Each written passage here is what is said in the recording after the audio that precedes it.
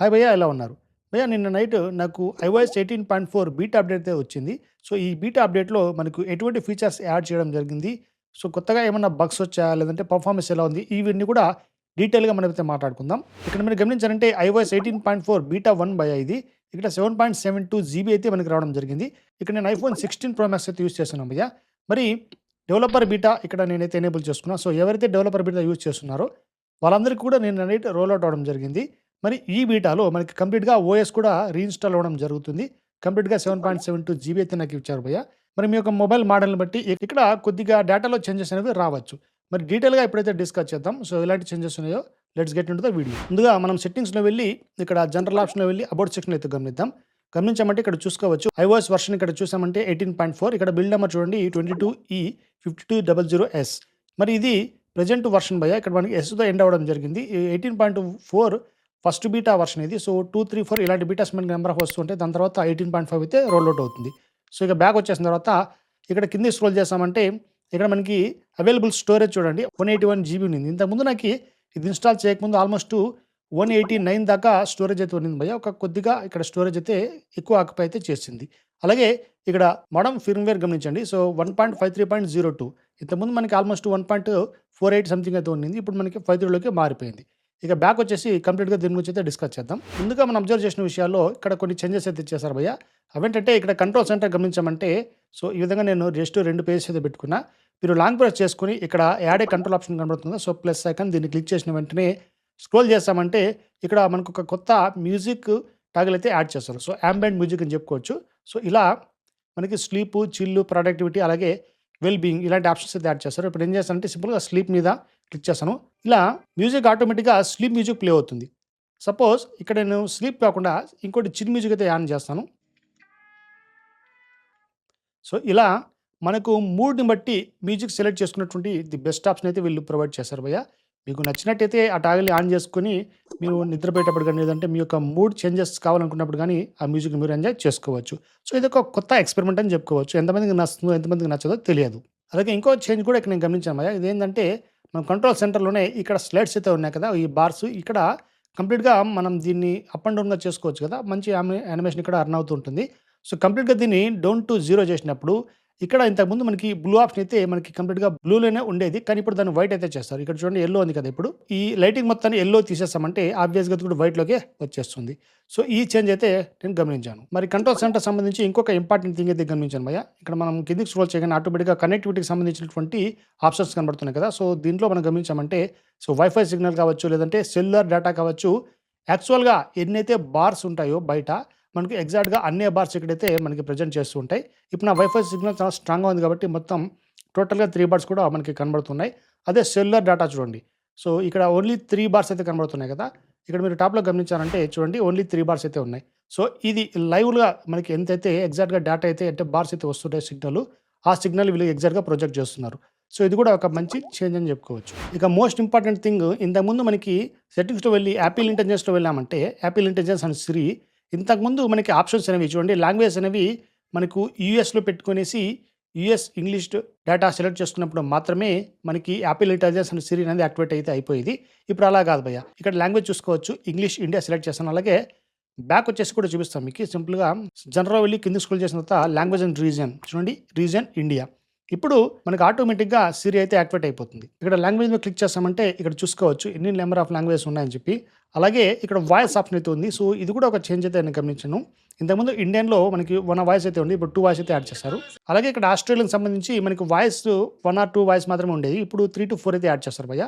అలాగే మనం దేన్నైనా సెలెక్ట్ చేసుకోవాలనుకున్నట్టయితే ఈ విధంగా ఇది డౌన్‌లోడ్ అయితే అవుతూ ఉంటుంది. సో, అంతవరకు వెయిట్ చేసుకొని హార్డ్‌లీ ఒక 5 మినిట్స్ అయితే టైం తీసుకుంటుంది ప్రతి వాయిస్‌కి.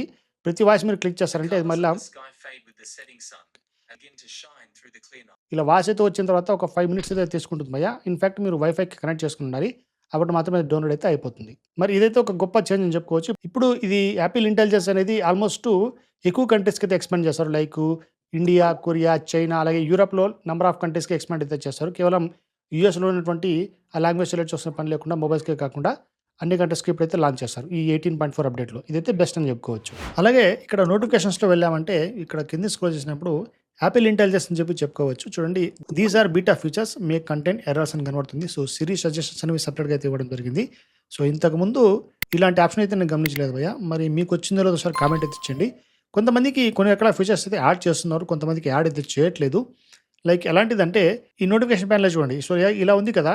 ఇంతకుముందు మనం ఏం చేసాం, సింపుల్‌గా లాంగ్ ప్రెస్ చేసి ఇక్కడ యాడ్ ఏ కంట్రోల్ మీద క్లిక్ చేసినప్పుడు కింది స్క్రోల్ చేసినప్పుడు ఇక్కడ యాంబియంట్ మ్యూజిక్ ఉంది కదా! సో దీన్ని మనం ఇంతకుముందు ఎనేబుల్ చేసుకున్నాం. ఇప్పుడు నేను చూసినటువంటి కొంతమంది మొబైల్స్‌లో ఎలా ఉందంటే, మనం ఈ విధంగా ఆన్ చేసుకొని బ్యాక్ వచ్చేసినా కూడా కంప్లీట్‌గా మనం ఈ విధంగా కంట్రోల్ సెంటర్‌ని లాంగ్ ప్రెస్ చేసి ఇలా యాడ్ చేయడానికి వెళ్ళినప్పుడు మనం ఎక్కడైతే ఈ జస్ట్ ఇక్కడ యాడ్ చేసామో ఆప్షన్స్ అన్నీ కూడా టాప్‌లో అయితే కనబడుతున్నాయి. సో రీసెంట్ ఆప్షన్స్ అనేవి ఇక్కడ కనబడుతున్నాయి. బట్ నాకైతే అది ఎనేబుల్ అవ్వలేదు.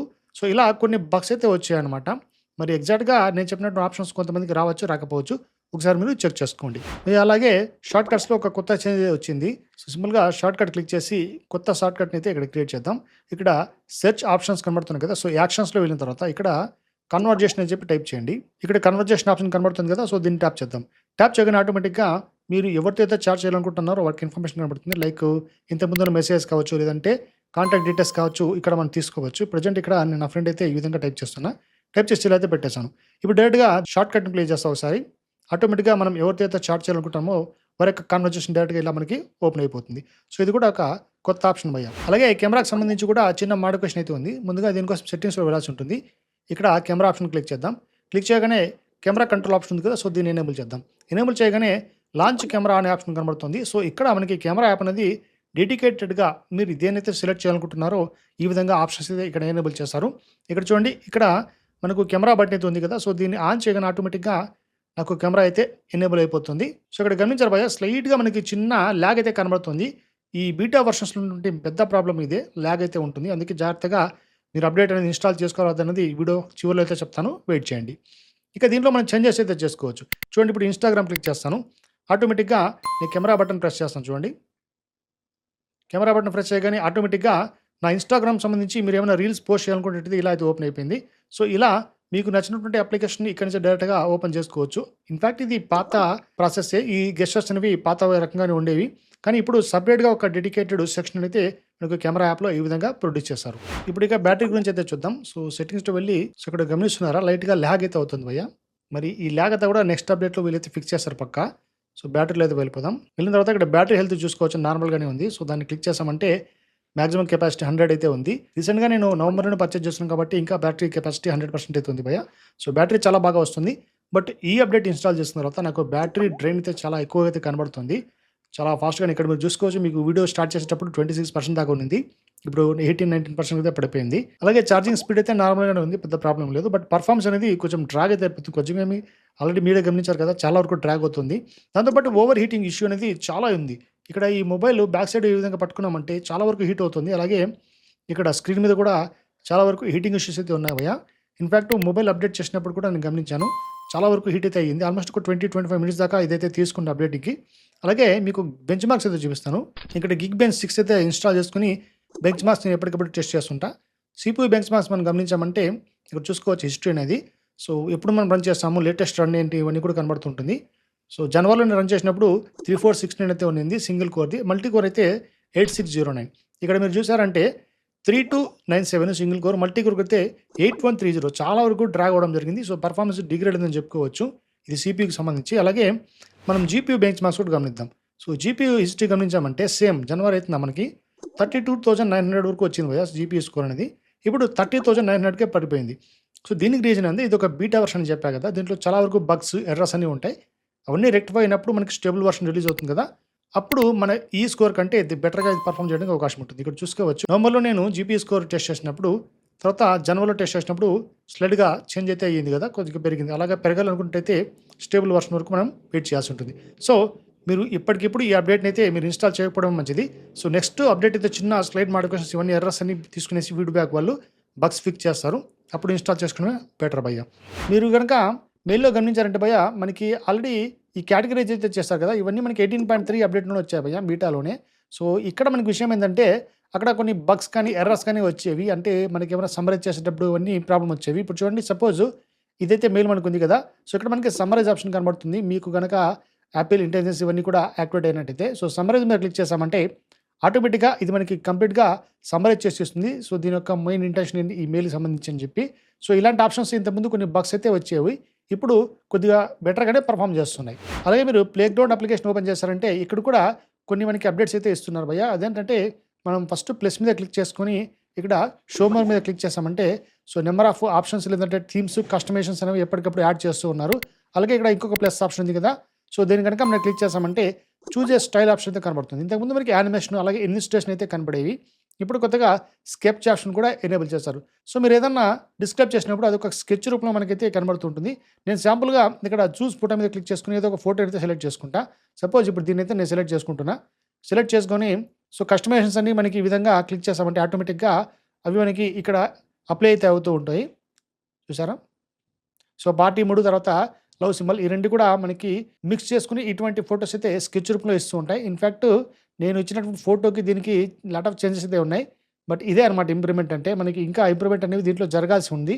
కానీ కొత్త ఆప్షన్స్ ఎప్పటికప్పుడు ఎనేబుల్ చేయడం వల్ల మనకు ఒక బెస్ట్ ఎక్స్‌పీరియన్స్ అనేది అంటే కొత్త ఎక్స్‌పీరియన్స్ అనేది కలుగుతూ ఉంటుంది. సో ఇది ఇవాల్టి వీడియో. ఇప్పుడు మీకు క్లియర్‌గా అర్థమైంది అనుకుంటాను. ఎటువంటి చేంజెస్ వచ్చాయి లేటెస్ట్ అప్డేట్‌లో. మరి బగ్స్ ఏమున్నాయి అలాగే ఎర్రర్స్ ఏమున్నాయని చెప్పి. మరి ఈ వీడియో మీకు డెఫినెట్‌గా యూజ్‌ఫుల్ అయిందనుకుంటే యూజ్ అయినట్టయితే లైక్ ఇవ్వడం మర్చిపోకండి. ఇలాంటి వీడియోస్ చేస్తుంటే నా ఛానల్ వెంటనే సబ్స్క్రైబ్ చేసుకోండి. ఇంకో టాపిక్‌తో కలుద్దాం. అంతవరకు బాయ్.